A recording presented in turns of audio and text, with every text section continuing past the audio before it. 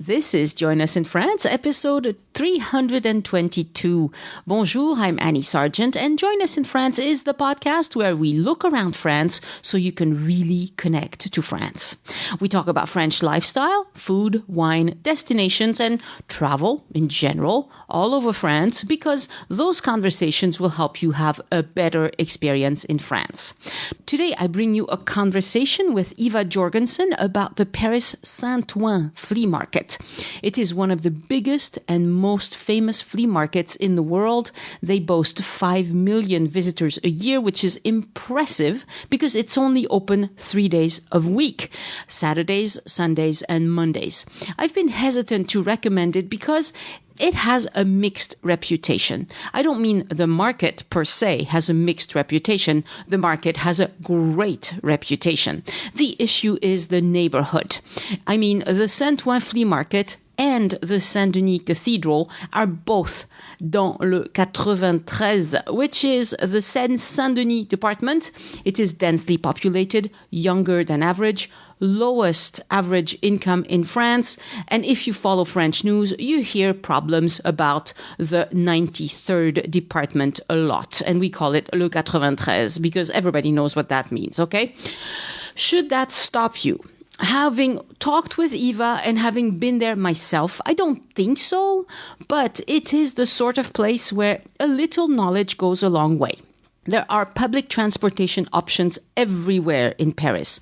On the map, they all look the same. In reality, some stops are not as advisable as others.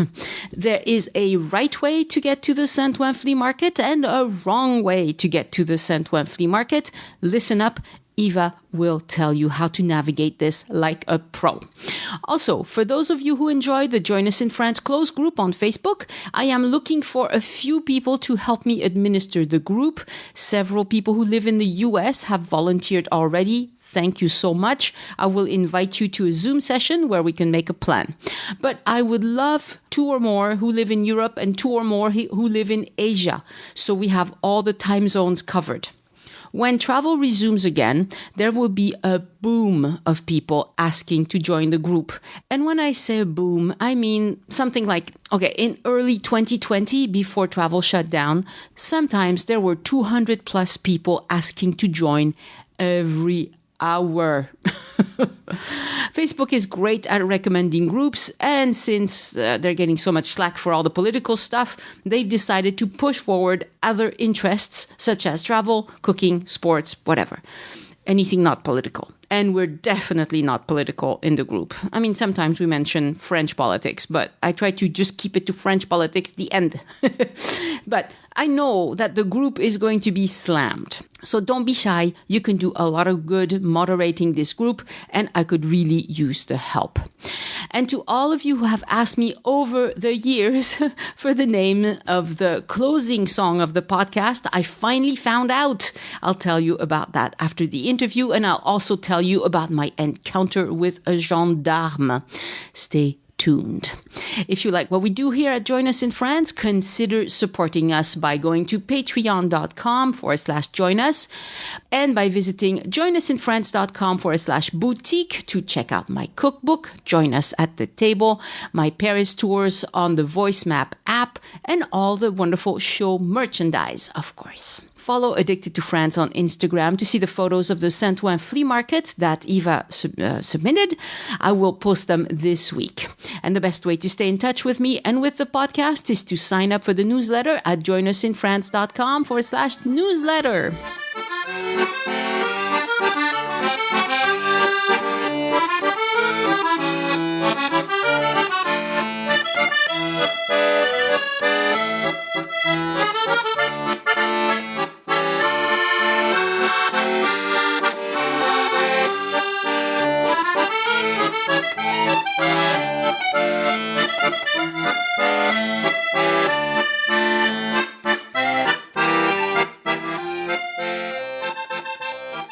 Bonjour, Eva, and welcome to Join Us in France.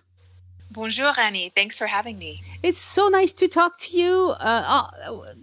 This is a subject we're going to talk about today that I don't know that much about, because we're going to be discussing your favorite flea market in Paris.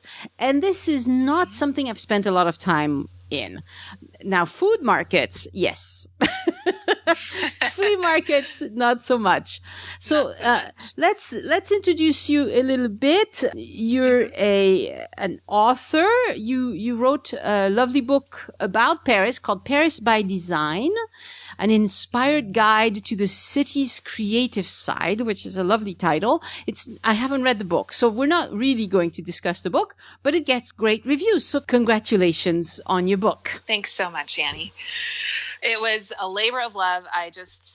Anything to get over to France and to Paris. And I loved interviewing and working with so many different Parisian creatives while we were doing the book. That's wonderful. So you have visited Paris many times, and you just have an interest for flea markets. Yes. Oh, I've always loved vintage shopping, thrift store shopping, antique shopping, all that kind of thing.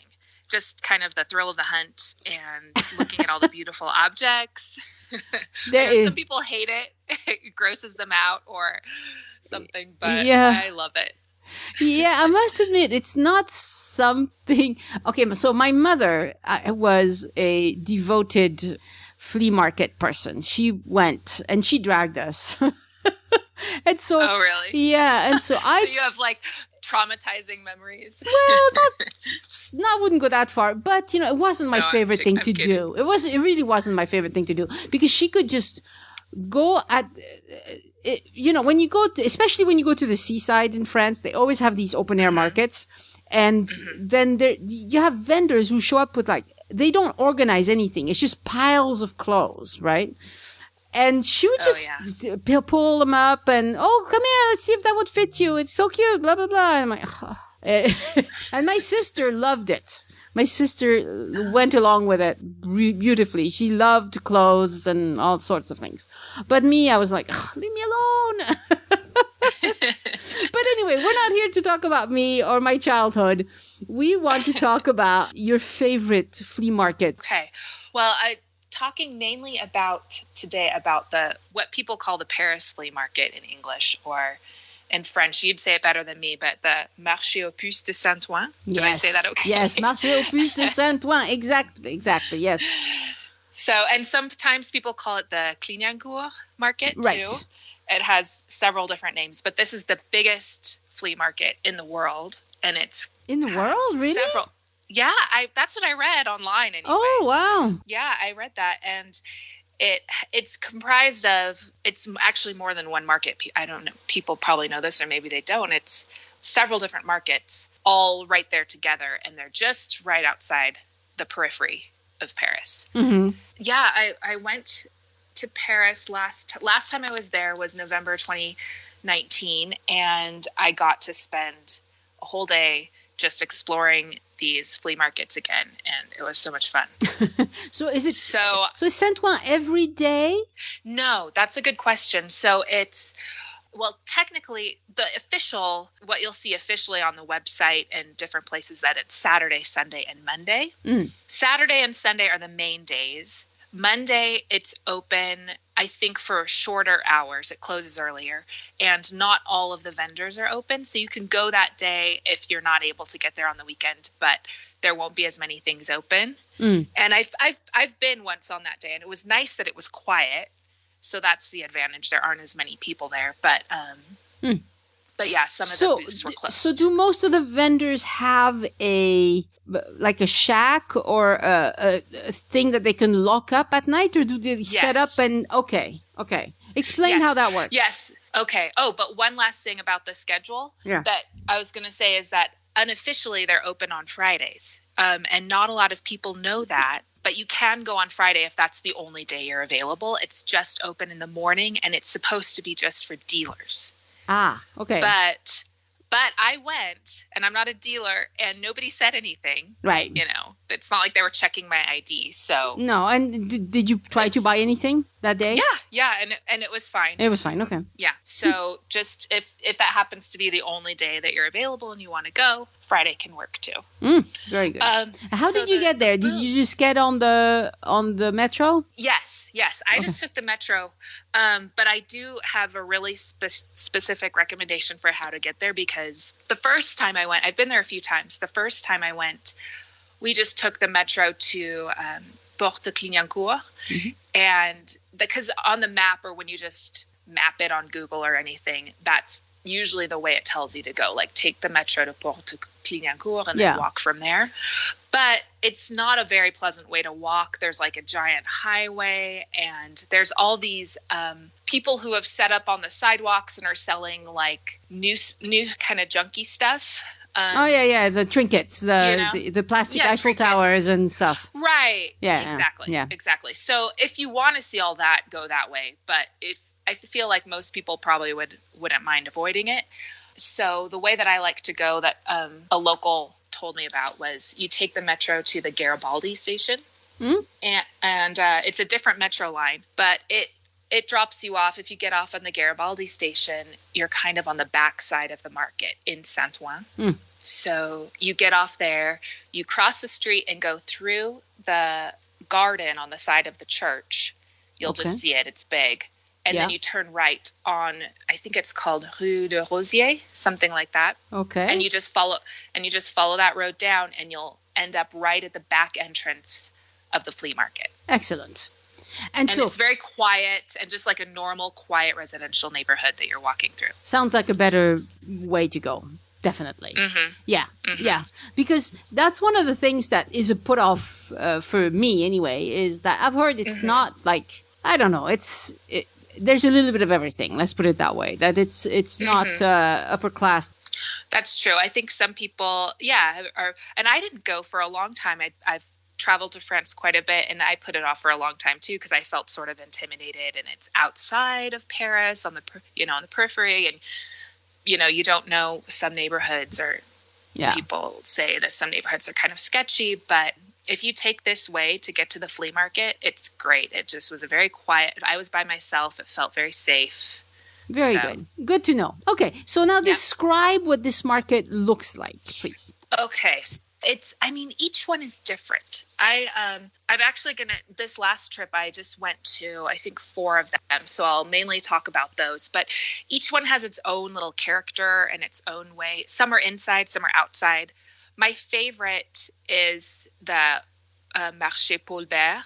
So it's the most famous one, because it's super picturesque. In that one, all the booths open to the outside. So you're walking through these kind of like little alleyways. It's almost like little alleyways with storage units, except for way more picturesque than that sounds. And because each storage unit or booth or whatever would be full, and they're not really storage units, but that's a little bit what they're like, with a big door that opens. Well, it's like a little chalet or something, maybe? But a lot of them are connected to one another, you know? And each one opens, so they'll have a roof and 3 walls, but then the front wall will be open to the outside, and you can walk through. And each booth, has its own specialty. And in the Paul Bert market, there's a lot of vintage furniture.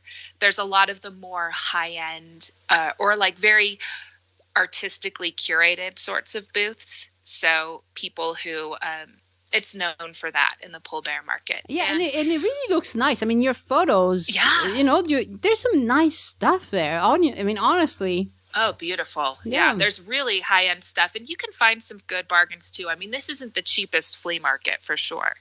But you can still find some affordable things in there. And it's just beautiful. I just love looking at everything. And it's really picturesque, too, because certain areas there will be all this ivy growing over their little allays. And, it turns color in the fall to red and yellow and things. So is it like... So it really feels atmospheric. Right. So when you go, are there like signs to like this way to the Paul Bert part of the market? Is it? Yes. Okay. Yes. It depends from which direction. So the direction I gave you from the Garibaldi station, you'll come in the backside of the Paul Bert market, actually. So you'll come into the Paul Bert market, and you'll see, if you look closely, you'll see a sign. But also, if people are nervous about missing it, they could put, once they get off at the Garibaldi station, they could put in their phone to navigate to a restaurant called Ma Cocotte. And that restaurant is in the Paul Bert market. Ma Cocotte. Yep. Excellent. Yes, because Paul Bert is a very common name. Paul Bert was a resistant, so we have a lot of things called Paul Bert in France.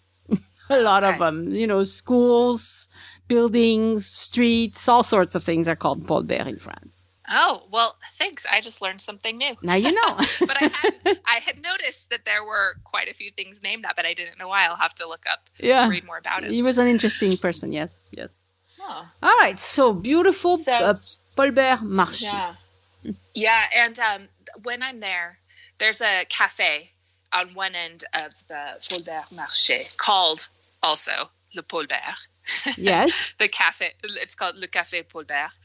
And that's where I usually get lunch when I'm in the market. So it's fun. I'll spend a whole lot of time looking through the Paul Bert and all the booths and everything, and then end up over there for lunch. And there's also an ATM right across from the Paul Bert cafe.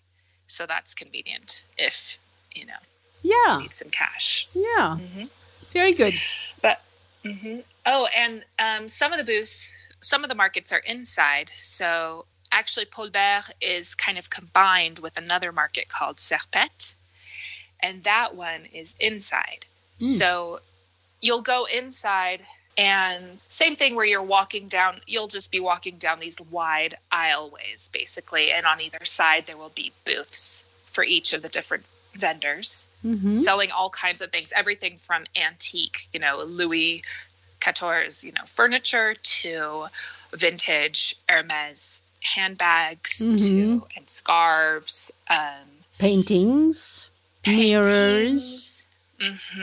Yeah, little trinkets too. I would say, I bought in the Paul Bert section of the market, somebody had a booth with vintage jewelry, and I bought my daughter a little silver ring that she loves and she still wears and thinks about, makes her think about Paris.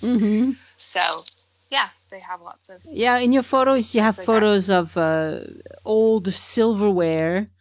It looks very much like the stuff I inherited from my mom. I wonder if it's close enough, because I'm missing some pieces. See, this would be the right place to go if you're missing pieces of silverware. You take one in your pocket and then you take it and you see if you find a match, if you find the brothers and sisters. Yeah, that's a perfect idea. Yeah. Beautiful stuff. Oh, there's all kinds of things. And it's fun to talk to the vendors too, because they just know about the, stories behind different kinds of objects, or this was used for that, or they can tell you the provenance, or, if you're looking at a painting, like when I was there, I was thinking about buying an old painting. So I would ask, if I saw one I was interested in, and they could tell me about it. And sometimes they could tell me even who painted it and the story behind it. Yeah. Yeah. Oh yeah. Really interesting. So I have a cousin who's a brocanteur, and his shtick is he doesn't do this so much now, but he did it for a long time. When somebody passes away, very often they have a lot of stuff in their house, right? So when the children and people who are going to inherit from this person agree to it, he will go. First, he lets them take anything they want. They take out anything they want, and then he will just go empty it, and his pay is to sell whatever. And the reason why he did this successfully is because he can walk through an apartment and see things that are, to the rest of us, it's worthless. But to him, he can tell it's a clock that, that people want. This is a genuine little réveil, an old little thing, and he does that. He just walks through apartments and spots the reals and the fakes, and so they have to be very good at. And so he specializes in clocks and light fixtures, And so he can name them all. I mean, he can rattle them off and tell you all sorts of things about it. So people who do well in this business, typically they're very trained in a few items that they can recognize. And the reason why they make money is because somebody is selling it at a yard sale for €1 and they know it's worth 200, you know. Right. They just, wow. Yeah. So then he buys it at €1 and turns around and sells it at his brocante for 200. That's how it works. Oh, wow. Yeah. Wow. And is his in Toulouse? No, in Nice. Oh, He's in Nice. Not Nice. Nîmes. Sorry, Nîmes. Oh, Nîmes. Wrong cousin. We'll have to go there one day, too. Lovely place, yes. It's just incredible. And I love that whole side of the market that you get a little glimpse of these brocanteurs and how they do things. I think it's really fun at lunchtime. You'll see them put out card tables in the aisles or in the little alleyways, and like several different vendors, brocanteurs from different booths, they'll come together and they'll sit there and have a little lunch together. Yeah. Maybe play a game of cards. Right fun. in the middle. It's so fun. I know. I feel like in the U.S., I feel like people wouldn't do that. They'd be like, "Well, I'm professional," or they'd like hurry and just eat it quickly at the back of their booth, you know. But no, the whole point is to be friendly, I think. Yeah. So I loved that, how they were all just setting up in the aisles, eating their lunches with all their friends, and it just adds to the whole atmosphere, you know. So this is good to know that if you don't have a lot of time, just go to this Marché Paul Bert. Because I assume you could spend the whole day, or probably more, in this market, right? Oh, yeah. To see the whole Saint-Ouen market.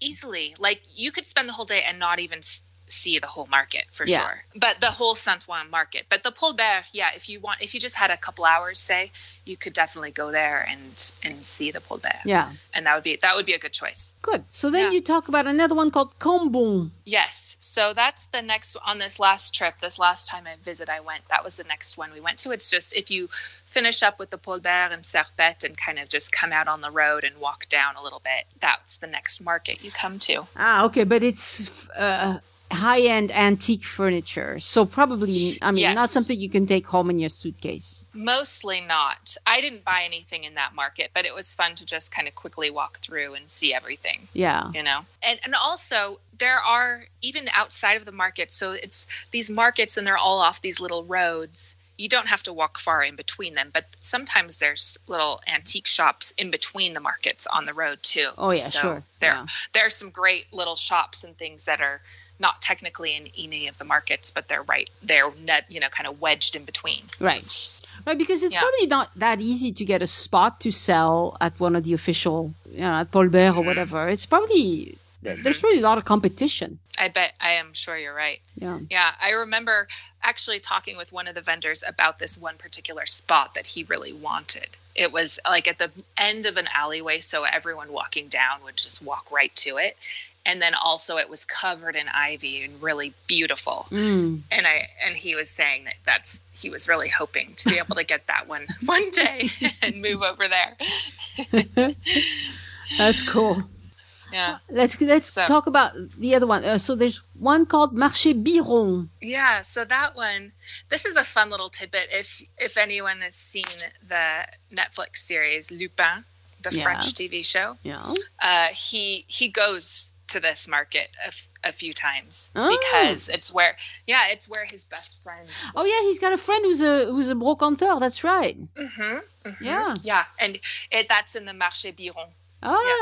Yeah. So when I saw the show, I saw him pull up, and that there's the glass front. If you remember, there's the whole front of his shop is glass. It's enclosed. Yeah. And I was like, oh, and there's red carpet on the ground outside. And so it's kind of distinctive that way, that section of this market. And I was like, I've been there. And sure enough, I went back through my photos and videos from my trip, and I was like, yep, that was the Marché Biron. That's right. We walked right through there. Cool. So yeah, that's pretty fun. That was a fun one where it's smaller. It has two main aisleways, and one of them is covered with a roof. And it feels very more of ramshackle, kind of like what you'd think of a flea market normally is, a little ramshackle. And then the prices were a little bit lower in that part. And I was looking at a lot of different paintings. And then you come around and go down the next aisle, and that's the one that they filmed in the TV show, where it's much fancier looking, with the red carpet going down the aisle and the glass fronts on each of the booths and everything. Oh, I'm sure some of the listeners will want to go just to see where they film Lupin, because it's a big hit. That show is a big hit. Yeah, it was fun. I enjoyed it. Yeah. So yeah, that was fun. That one I enjoyed looking through the glass fronts.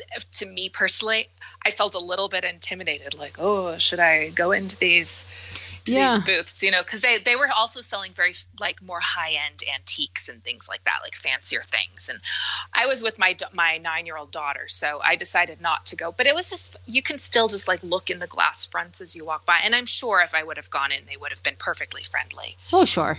Yeah. So, but very good. And then the next one we went to, and we spent the whole day, the whole day, just walking through these markets.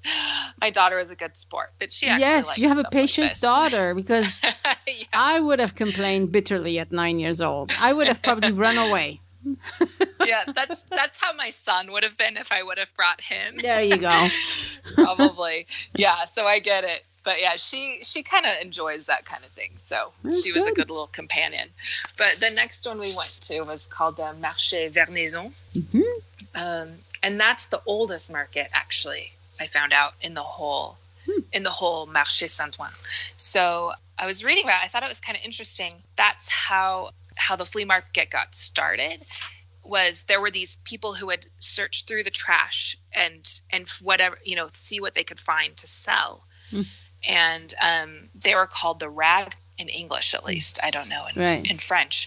But at one point, the city told them they were in Paris, and the city told them they had to leave. There were concerns about sanitation and things like that. Mm-hmm. So they made them leave Paris, and they couldn't sell in Paris anymore. And so that's why they set up shop right outside the border of Paris in Saint-Ouen. Mm. And at first they were all just temporary booths, like you were saying, where they would have to fold it up and leave at the end of the day. But then at a certain point, they decided to start building these little chalets. Yeah. So that they could lock it up at night and not have to take everything with them. And that was the beginning of the Marché Vernaison. That was the first one that had these little booths. Cool. To set up. When I found that out, it made a lot of sense when I read that, because when you're in the Marché Vernaison, it feels very old and like a little maze. Like you feel like you're kind of lost in time a little bit. Like it's very atmospheric, and you feel like you could get almost lost in these little aisles and alleyways, and so it's really fun to explore that way. That's great.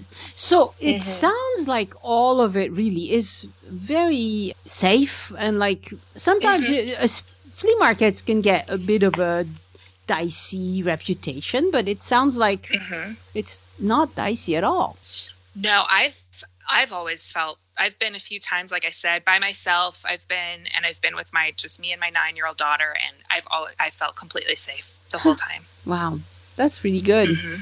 So it's good for places, people who like to explore. It sounds lovely. Mm-hmm. Yep. If you love to explore, if you love flea markets, or just those sort of, or those, shopping for those kinds of items, design objects and different things. And each, like I said, each market has its different, so maybe you're not into furniture, so maybe the Paul Bert isn't the best for you, but there's markets that have more jewelry or more clothing or postcards and things. Right. So if you wanted to go for the clothing, would you go to Vernaison, or which one? Yeah, there's some in Vernaison. Yeah, the Vernaison is kind of a big mix of things. I would say it's less fancy overall than the other ones we've talked about so far today. So I really like it. It's probably along with the Paul Bert, another favorite, because it just has such a fun variety. Mm-hmm. And you can find lots of little trinkets and things. Like I bought some of those the ceramic fèves that go in the galette des rois. Yeah. Yeah, I bought some little vintage, those little ceramic figurines to bring home. Yeah, that's great, because they're small. You get little things. Yeah, little things like that. And do you make your own galette des rois? No. I need to learn how. Right. So far, they've just been like sitting on my desk. Like I just like to look at them. It'll be in my next cookbook. Ooh, okay. Good. I need to get that and learn how There's going to be a recipe for the one that's brioché and the one that's frangipane, both styles. Ooh, and when is that coming out? I don't know. I'm hoping it'll be this year, but I haven't awesome. made as much progress as I need to, because I test everything really thoroughly. So I have to test everything several times before I write it up and put it in and do the, I like to add a little bit of history and some stories about this food and whatever. So it takes a while, but it's very fun to do it. I must admit, it's very fun. Oh, I'm looking forward. Yeah, I'm sure it's a ton of work too, but worth it. Yeah, worth it. Worth it for us. For us, anyways, I get to learn how to cook these things. I need to learn. Well, it's selling pretty well too, so that's what I'm... Oh, that's good. Yeah. So, you also have food recommendations in your list. So you've mentioned the Paul Bert Cafe, where you've eaten several times. Yes. So I like it. So I always just end up going back there when I'm at the flea market. It's just kind of a traditional French cafe. Yeah. So I just always get a very traditional type of thing, like the croque-madame with a little side, green salad on the side. Yeah. And it's always been very good, nothing fancy, but like very tasty and very good. And it's cozy to sit in there on a cold day. And and get their hot chocolate too. They have that chocolat l'ancienne. Is that? Did I say that right? Yeah, it is chocolat l'ancienne. Yeah, but I don't think I've had this. So you mix your own, huh? Yeah. So they bring out a tray, and it has. So they bring out a tray with a little pot of a little pot of warm milk, and then a dish of whipped cream, sachets of sugar, and then a little pot of very thick, warm chocolate. So you get to mix it all up to your own liking. If you want more or less chocolate or more or less sugar, you get to kind of stir it all up yourself and put how much you want in. So it's very fun. It's very fun and delicious. Yeah. So that's a good little market treat. And it's a change from all the visitors. They all want to have Angelina's chocolate, which is good too. But this sounds like fun. For some reason, I'm of the unpopular opinion that I'm not into. I don't love Angelina's hot chocolate. There you go. So I guess I like this one better. Yeah. I just like that you can mix it up how you. Yeah. Yeah, it's more like family style. Taste. It's like, I had an aunt who always served us hot cocoa, and that's what she did. She just bring us the stuff and you make it the way you like it. Yeah, it was a whole production. There you go. Maybe it's a traditional, more of a home thing, traditionally. Well, sure. I've never had it at a cafe, but I've had it at home, yeah. Yeah. So, so I do recommend that place. If it's on the weekend, it gets crowded, so I would try to get there early if you can. But yeah, that's a good one. And then we also went and had a little pause in a place called Le Comptoir des Puces, which I believe is a little bit newer, and it's a little cafe, very charming, inside of the Serpette market. So it's kind of hidden. If that's one of the indoor markets that's right next to the Paul Bert, and it's hidden in the aisles, and it's kind of under this low ceiling. It's very interesting how they did it, and you feel like you just discovered this little hideaway place. But it's very charming. The people were very friendly. We had some tea and cake in the afternoon because my daughter needed a rest. Yeah. So it was perfect for that. And then the next one is the one you mentioned, to point your phone to Ma Cocotte. Yes. The restaurant Ma Cocotte. Yes. So I stepped inside the front doors of that one, and it looked very stylish, very nice, a little bit more upscale, if that's something you would prefer. Yeah. I haven't eaten there myself, so I don't know, but I've heard that it's good. I think the cocotte are those small, very small Dutch oven. Is that right? In cocotte, yes. Cocotte is something that it's a Dutch oven, like for instance, Le Creuset. That's the cocotte. C'est the cocotte. So different sizes, but it has to have a heavy lid. Okay. Yeah. And I believe that most of the food in this restaurant is cooked inside little individual cocotte, and then they bring it out to your table in the little pot. Sounds good. So that sounds fun. Yeah. Yeah, I always wanted to eat. Every time I would walk by, it's in that I've been there. In the Marché Vernaison, there was a place called Chez Louisette, which sadly just closed this last year with COVID, I believe. But it had been there forever. It was legendary. I guess it was one of these places where you go in and there's someone singing, like in the old traditional French style, like Edith Piaf or something type of style. Yeah. But there's a new place, or a place that's still there called Brasserie Biron that I've heard is fun to go to on Sunday nights. They have bands and stuff, not during COVID, but otherwise. Yeah, I'm not sure how much of this is open right now anyway because of COVID. True. I mean, markets are allowed to open most places, but I didn't look at the rules, but nobody's visiting anyway right now, so by the time you are able to visit, hopefully all of that will be back on. Yes, that's true. Those are the places to eat, and so tell us. I don't know tell us what you found out and that you wish you knew before you went, because that's really important for everybody to hear. Oh, well, the first thing is just not to be intimidated, to just go.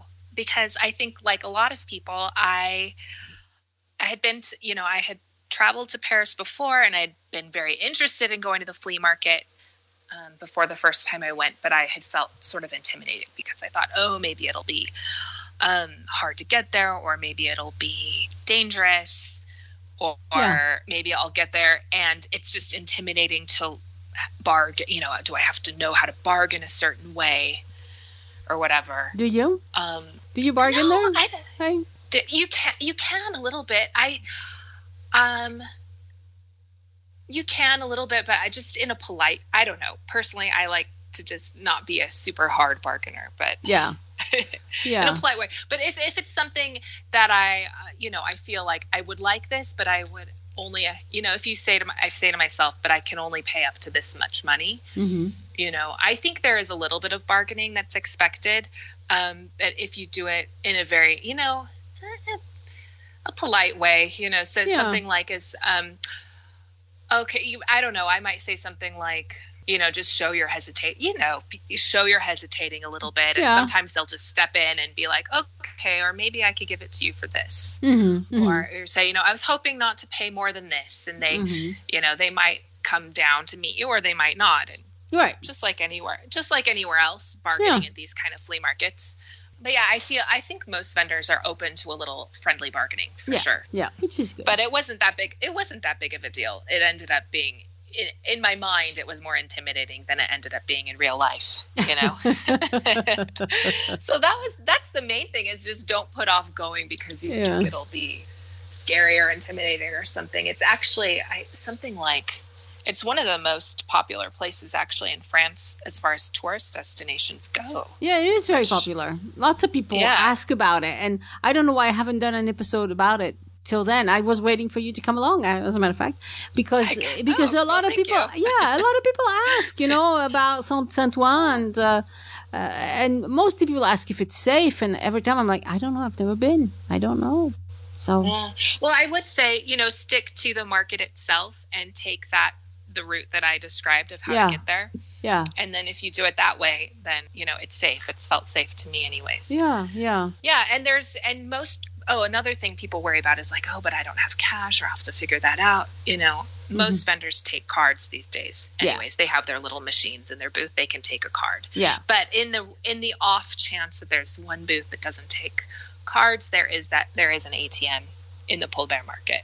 There you go.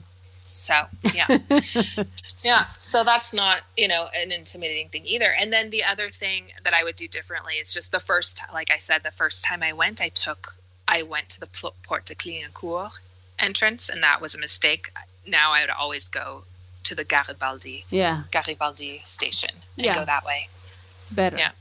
And then you recommend a few places for vintage and secondhand items in Paris. I would like you to run through those quickly because we're running out of time, but I'd love for you to run through those because a lot of people ask about vintage clothes in Paris as well. So okay. Yeah, these are just a handful of my favorite. Let's see, for clothing, there's one called Adam, Adom, with the 2 dots over the O. Mm-hmm. And it's just a tiny shop that a friend and I discovered when we were walking around one day doing research for the book. And she was freezing. It was October. The weather had just turned cold, and she had forgotten to bring a heavy winter coat with her. And we saw this little vintage shop, and we stopped in, and it was really great. It was just packed to the gills, like a small shop just packed with clothes, but well chosen. It's not a thrift store. It's a vintage store where they actually curate the items that come in. Mm-hmm. So it was well chosen items, but not too expensive either. So it was a great little find that I recommend. And that's in the 11th arrondissement. Mm-hmm. And then another clothing shop that is more high-end vintage, but just beautiful, is called, it has a funny name. It's called Thanks God I'm a VIP. With bad English. I don't know where that name came from. It's really funny. But it's just, if you're looking for really beautiful vintage pieces, it's a great place to go. And the whole shop is arranged by color. So it looks like a rainbow when you walk in, like all the reds and then all the oranges and then all the yellows, etc. around the room. So it's really beautiful. And that's in the 10th arrondissement. Mm-hmm. And then I've even been to, there's a bunch of locations all over the city of this chain of thrift stores called Garibaldi. And that's really just a thrift store. So if you're into thrifting, like I am, you can get a really good deal, but you have to dig through things. So if you don't like digging through things, don't go there. Right. But if you love finding a good cheap deal, it's a good place to go. It's good. Yeah. Garibaldi. Yeah, I don't think I've ever been in one of those. Maybe I have. Oh yeah. Well, I know they're all over Paris. There's quite a few in Paris. I don't know if they're elsewhere in France or not. Doesn't ring a bell. No. Maybe it's just Paris. Yeah. So those are a few of the top clothing places, and then a couple more I'll mention are just for other types of vintage things. There's a really adorable little shop in the Lower Marais called Au Petit Bonheur La Chance, and it has like little vintage notebooks that are untouched that you could still use, or dish towels and little bowls for café au lait, and little bric-a-brac like that. Little and it's things a cute that you can easily put in your. Yeah, it's a cute name. It's a cute shop. So if you don't have time to go all the way up to the flea market in Saint-Ouen, you could go here and pick up a couple of little vintage items that would fit in your suitcase easily, and it's right in the Marais, so it's very convenient. Cool. I love that shop. Yeah. Mm-hmm. And then another really just interesting one is called Librairie Alambia, and that's in Saint-Germain. And it's almost feels like a tiny museum, like a tiny antique scientific museum, because they specialize in antique scientific books and artwork and engravings and instruments. Oh, wow. So it's very specialized and pretty cool, actually, to just look at that stuff. Sounds good. So don't fret if you didn't have time to write down all of these things.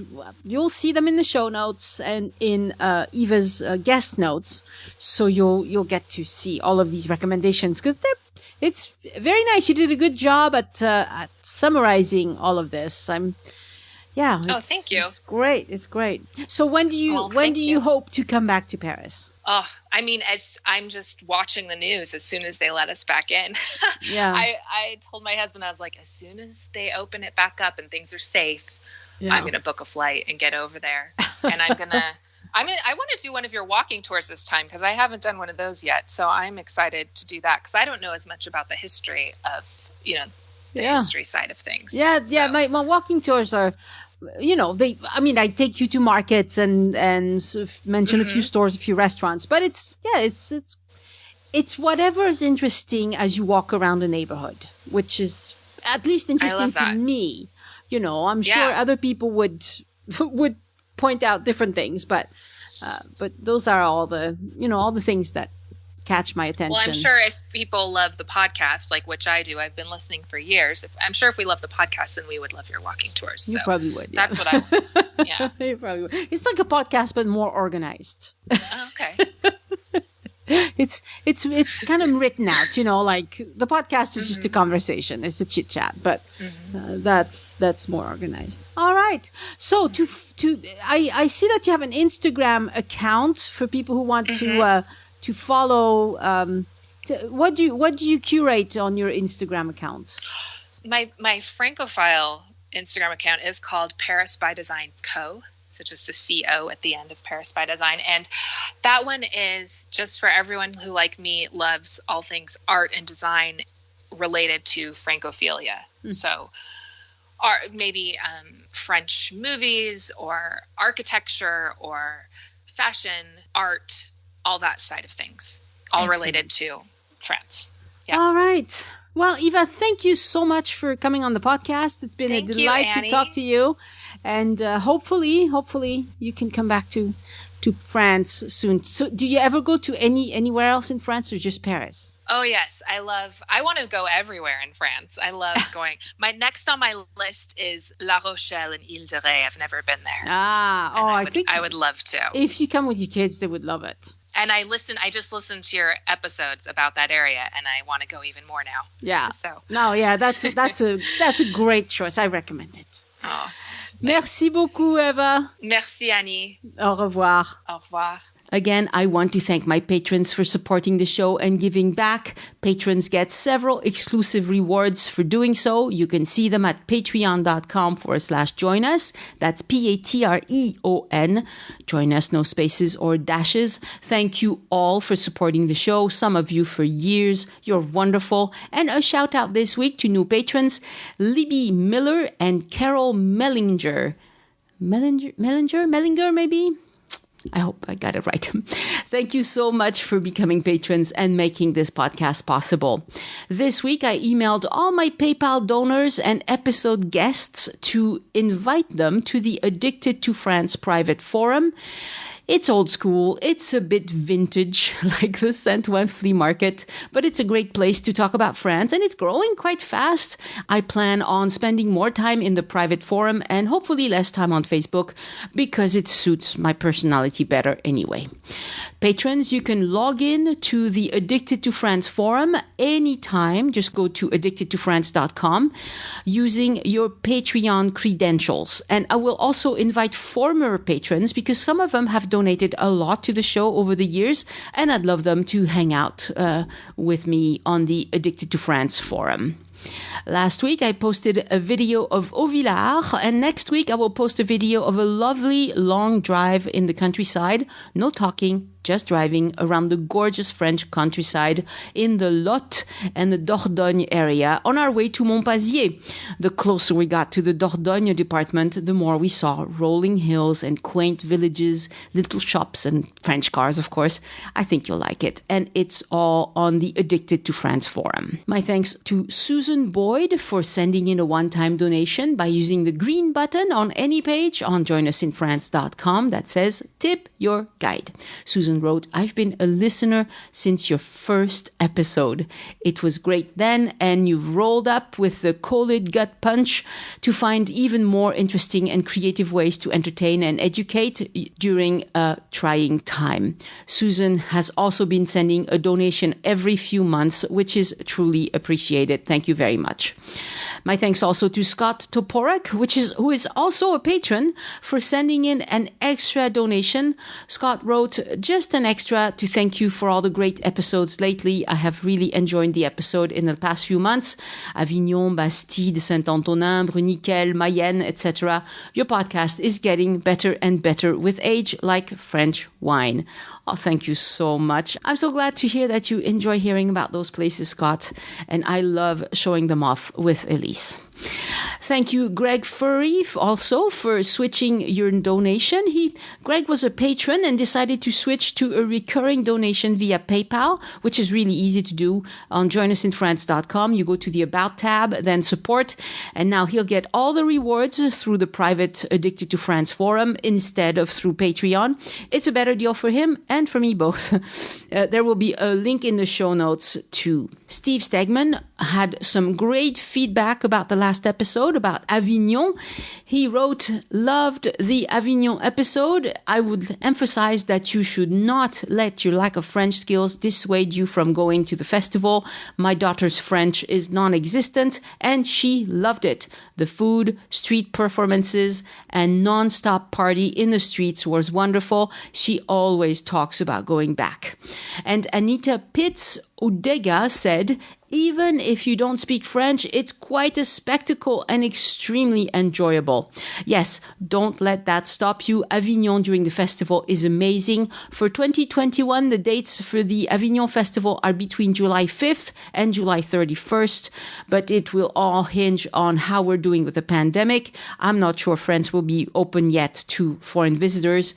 But if it happens, and it could because performers have been practicing this whole time, it's going to be an even bigger party this year because we're all dying for some great party atmosphere, aren't we? The name of the song you hear at the end of every episode. Okay, I've been asked so many times and I've played it to several musicians and band people and they couldn't figure it out. I just found out. It's called Le Chant des Horloges, so the Song of the Clocks. It's by a French composer called Patrick Poutoire, P-O-U-T-O-I-R-E.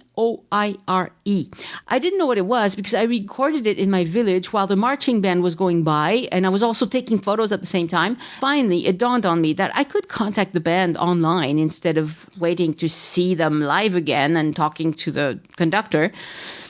And also, the director of the band was wonderful. She did not recognize the piece because she's new at the job, and I recorded this in 2014. But she asked the man who conducted the band back then, and he knew right away. It's such a fun piece. How could he forget?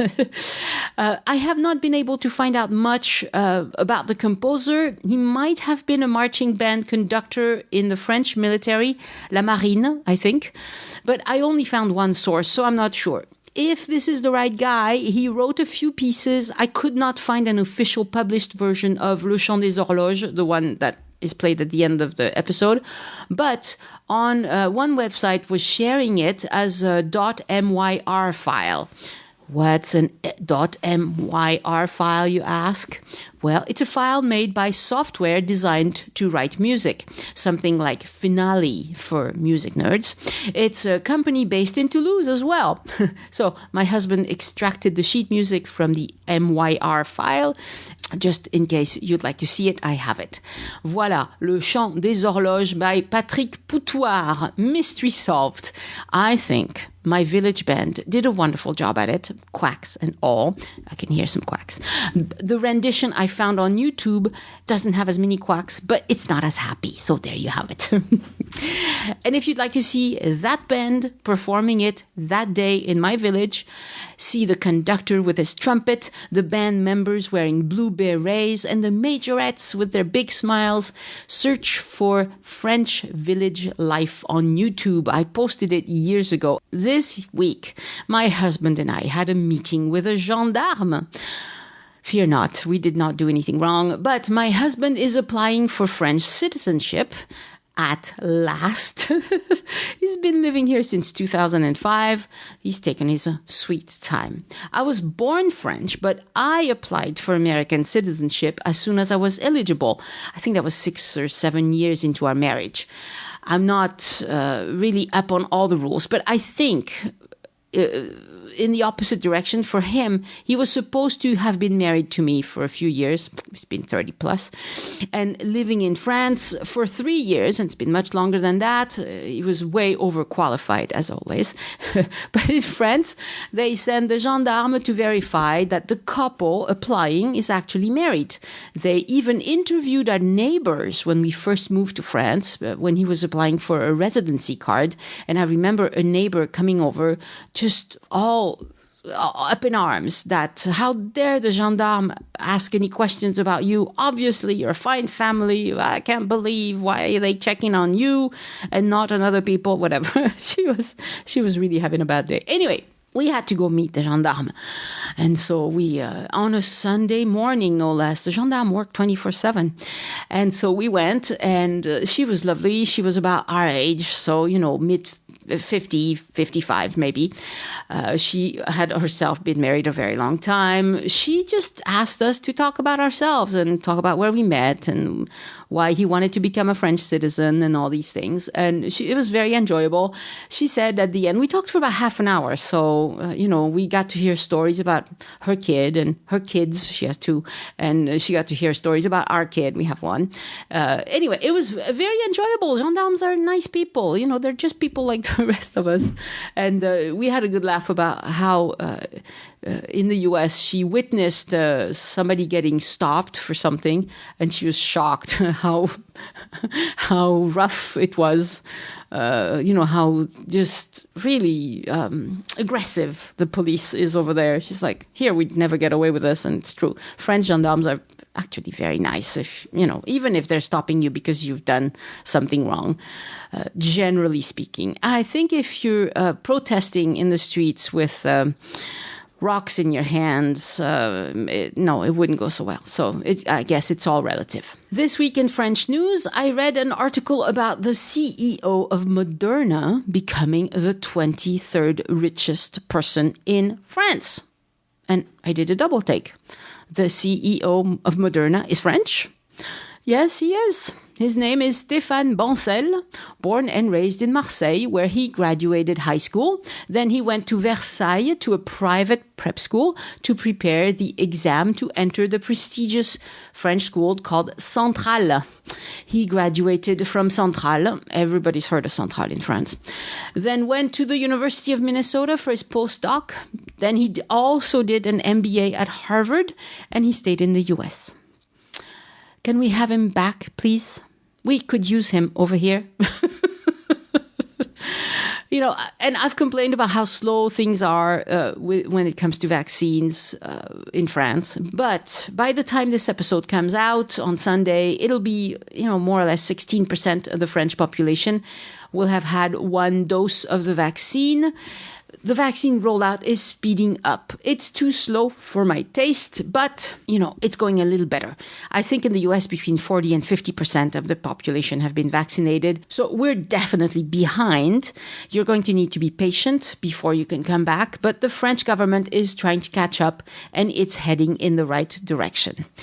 The French government has not issued anything official about vaccine passports, but there is more talk about it. It's controversial, I think we'll get there, but give us some time. And you know what I'm hoping for based on the news reports that I hear in France? I hope that by early June, restaurants and cafes will be able to reopen for outdoor dining at least. I hope we'll also have museums and cultural venues by then. I have crazy hopes that all stores will be open again and that we'll be able to go on vacations and visits just for fun and the good old days. I think that as soon as things open up for French people, remember we're still on a pretty severe lockdown right now and for another 2 weeks. If opening up does not lead to yet another spike in infection rates, then I hope the government will open to us first and then visitors from outside of France. But I have no idea when that's going to be. I'm afraid. Show notes for this episode are on joinusinfrance.com/332, where you can see a recap of what we've discussed, as well as links to relevant resources. If you enjoy the show, introduce a friend to the podcast and show them how to listen. We're everywhere. You can ask your smart speaker to play Join Us in France. And of course, you can also listen on joinusinfrance.com. Next week on the podcast, an episode about the Knight Templars with Elise. It was very fun to kind of get a quick overview of what they were all about. Send questions or feedback to Annie@joinusinfrance.com. Thank you so much for listening, and I hope you join me next time so we can look around France together. Au revoir. The Join Us in France travel podcast is written, hosted, and produced by Annie Sargent and copyright 2021 by Addicted to France. It is released under a Creative Commons Attribution, Non-Commercial, No Derivatives license.